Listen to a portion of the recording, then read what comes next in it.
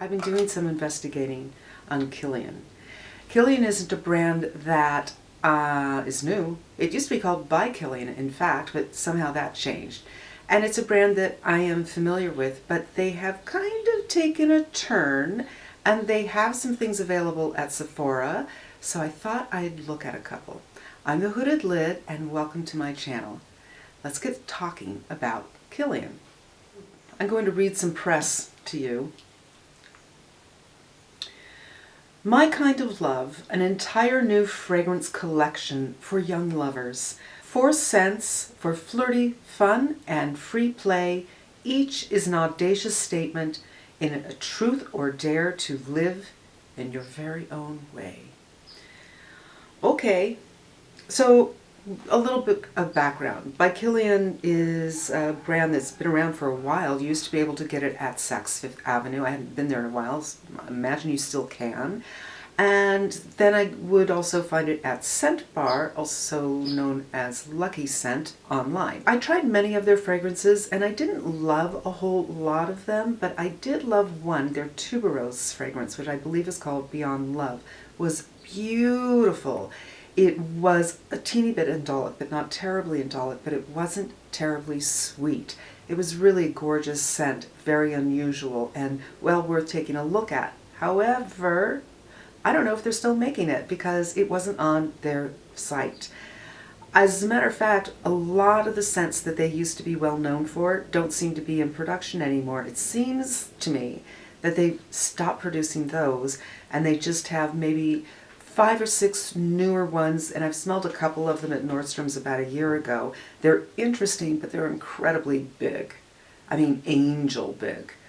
And then I saw these pop up at Sephora, I don't know, maybe a year ago. So I got a couple of samples. I got samples of 3. It says here there are 4, but one of these wasn't included, so I think the collection is ever expanding. And I read that the idea is they want to, obviously from reading that promo, they want to go for a younger audience, and the prices are a little bit better. There was a period when they were going for the Middle Eastern market, and they were doing a lot of oud-based things like oud rose and gold oud, and there were several oud iterations that weren't bad. I'm not huge on oud. It's too dry for me. I have a couple, and you know, once in a while, I think oud actually is so dry and somewhat metallic that it is nice in the summer, which kind of makes sense because it's so big in the Middle East. I tried each of these for several days. I finished one of them because I couldn't really put my finger on it. And I need to give you a fair warning. How perfumes wear and how they develop has a lot to do with what your skin is doing, and my skin depends on the weather. And it's been dry, and my skin can sometimes get actually papery.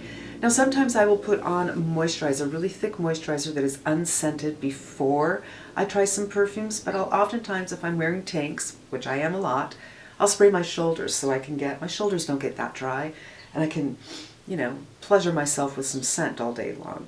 And I've taken some notes, and let's get into it. Kissing. They call this Floral Harmony, is a luscious remix of floral and gourmand notes. It speaks to the most perfect sport for couples with incredible chemistry. It tells you nothing about it. They say it's lily of the valley, hot milk, and sugar candy. This is sweet. This smacks you in the face with sweet. And I think the display they had at Sephora has marshmallows on it. They're saying it's marshmallowy, which begs the question, how young are they going for? I don't know any 9-year-old girls who can spend this kind of money on perfume. For me, the overwhelming character of this perfume is sweet. It is, no kidding, it's not, I have a cavity sweet, it is, I need a root canal right now just from smelling it. It's so sweet. There is a little bit of Lily of the Valley in this. It's just a whisper. I mean, it's identifiable, and it tends to run throughout it, but it doesn't strike me as a Lily of the Valley scent like the Comme des Garçons lily, which is such a beautiful lily, Or even like Durissimo, which is also a beautiful lily, but it's a naughty lily. It's not a good girl lily, where the Comte de Garçon is more like good girl. And I think it was maybe an hour in, I got struck with some indolls. Not in a big way, but they were there.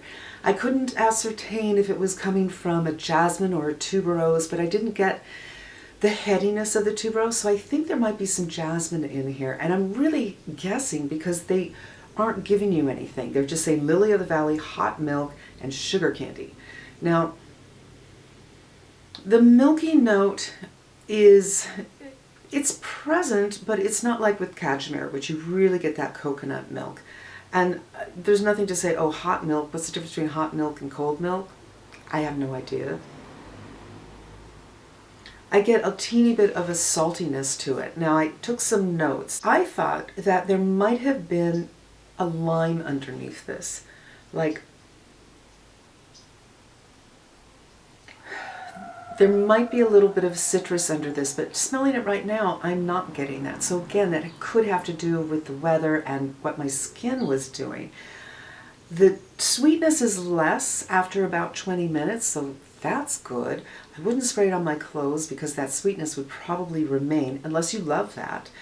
And I do think that there's a little bit of vanilla in this, and that might be what they're calling the milk. I think a lot of people associate milk with vanilla. And the indolls are coming in already. So I didn't mark down exactly when the indolls started coming in, but they're coming in right now. And thankfully for that, because the indolls will help to temper that sweetness with that punchiness. I swear I'm getting a little bit of a salty vibe on this.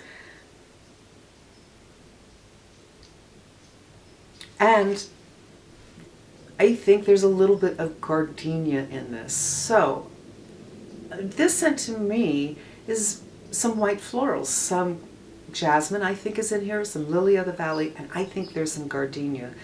There might be a little bit of salt or a little citrus. I caught citrus a couple of times, but I'm not catching it now. And an incredible sweetness and a little bit of indolls, which makes sense. At least they didn't strip those white florals to death. Overall, for me, I don't find it to be compelling. I don't want to smell that sweet. I would imagine if you had a bottle of this and went boop, boop, boop, it would just be a room clearer. Like when Angel first came out, people just walked in a cloud of angels, like, oh my God, stop. That's kind of what I'm getting from this one. This is no touch for me. Let's move on to After Sunset. After Sunset, they are calling a fruity floral blended like an olfactive cocktail that is fresh, fruity, and energizing. Gets to the heart of when the party starts. The cocktail's freshly cut herb garnish hits the nose while a sip of blackcurrant syrup smooths the palate into a delicious heart of lychee, musk, rose, and patchouli. All right. I don't get the lychee from this, but I only know lychee from eating it. I don't know it from smelling it. So there's that. There is an opening that is just amazing. I think it's grapefruit. It's definitely a citrus. It's not a lime. It's not a lemon. I don't think it's a tangerine. It is so invigorating and powerful. And usually citrus scents, they start kind of strong, but they don't last very long. Citrus can't really go throughout the life or the story. I think of perfumes as 3 acts, of course. Your opening, your middle, your base. And citrus can't do that. It's not, I guess it's not stable enough is what I'm looking for. Boy, I'm all over the place today. This one opens with it though, and it's powerful and it's really compelling. And of my 3 samples, this is the one I finished. I kept on going back to it. There is the rose and patchouli base for sure. I would consider it a red rose. It's not a pink rose. It's not a delicate rose. It's a serious rose, but there's not a lot of it. I wouldn't say you would identify this unless you're very, very sensitive to rose. I wouldn't say you would identify this as a rose scent, but I kind of think that's what it is. The patchouli is also not too strong, and thankful for that. And the combination of those two are throughout the body. They are the opening, the middle, and the base. The citrus the citrus is pretty solid, I have to say. Some days it was gone within 45 minutes or so, and some days I kept on getting a whiff of it after a couple of hours. It's a very interesting and odd juxtaposition. I don't mind it. Obviously, that's the one I kept on trying, and I finished my sample, but to me, the rose and patchouli are winter, fall, and citrus, of course, is spring, summer. So you've put together, for me, I like to look at scents by season. You've put together two seasons, and it doesn't really make sense to me. It's not something I can imagine myself wearing. It doesn't fit in with the way I think of perfumes. And I think of perfumes that way for a reason, because I live someplace where it gets very hot and I get uncomfortable, and I guess I'm an emotional person. I'm very sensitive to light, I'm sensitive to weather, and I want my perfume to follow me there. Or sometimes to take me out of there, do you know what I mean? So citrus is very invigorating when I'm hot. That's where I want to put citrus. Rose and patchouli, I don't want to wear that in hot weather, and I don't really want to wear it in spring. In spring I want to do, the lilac kind of stuff, the lily of the valley kind of stuff. So it's an interesting juxtaposition, but for me, it's not compelling. And I don't want to wear it. It's perfectly fine. There's nothing wrong with it. It's not something you're going to spray on and clear the room.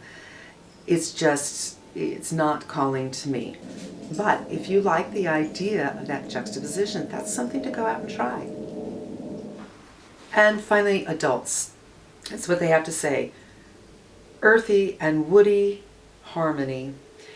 It's a very sensual scent with a top note of fig milk that hits hot. I think I have some typos here. They're saying that this fig milk is like hot naked skin, with cedarwood and vanilla to prolong the experience into much more than 6 minutes of pleasure. Thank you very much. Let's pause on that for a minute. Let me know when you're done pausing on that.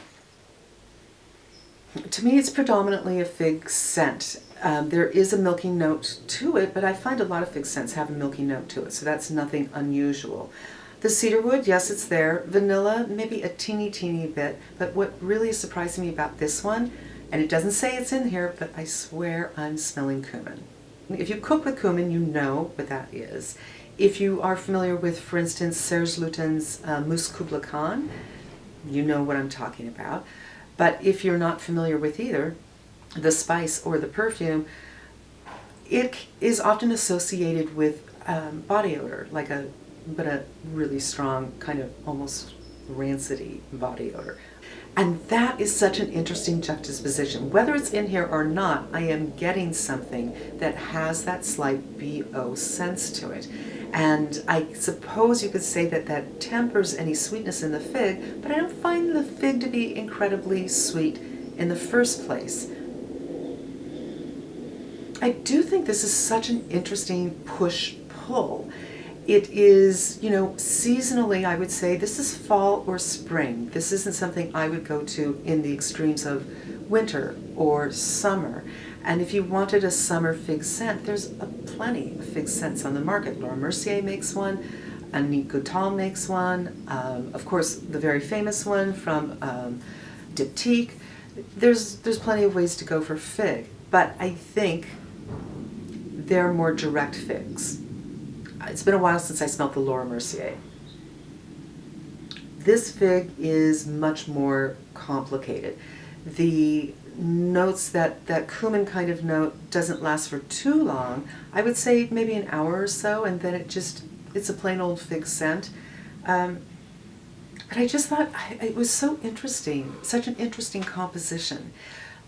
For me personally, probably not. I'm not a big fig person, but if I woke up one day and said, wow, I'm really in the mood for fig, I might consider this one. I would, of course, give the other things that I mentioned another sniff if I could track them down, but this would be a contender. And I do like that it's just a little bit different without being offensive, without being, you ever see these movies with action scenes and they're using these special kind of cameras that change the action, and you're thinking, wow, they're trying so hard to impress me instead of actually getting excited about the scene. You know what I mean? A lot of perfumes, I feel, try to show you how genius they are and are too caught up in how they're putting together the structure than giving you a pleasurable occasion, a pleasurable event. This doesn't do that, but this does, it does, to me, it's right on the razor's edge of that. But they pulled it back. They exercise some discipline, so it's more about me than about them, if that makes sense. It is interesting. It's very, very interesting. Surprisingly, I thought it would be After Sunset that really interested me, but it's not. The one that is more interesting to me is the Fig, and that's for adults only. There is something very, very compelling about that. And I would say kudos for them for putting together something that really has a push-pull to it. And that's going to wrap it up. I want to thank you for spending some time with me. I hope you found it helpful, and I hope you come again. In the meantime, I'm wishing you a great day.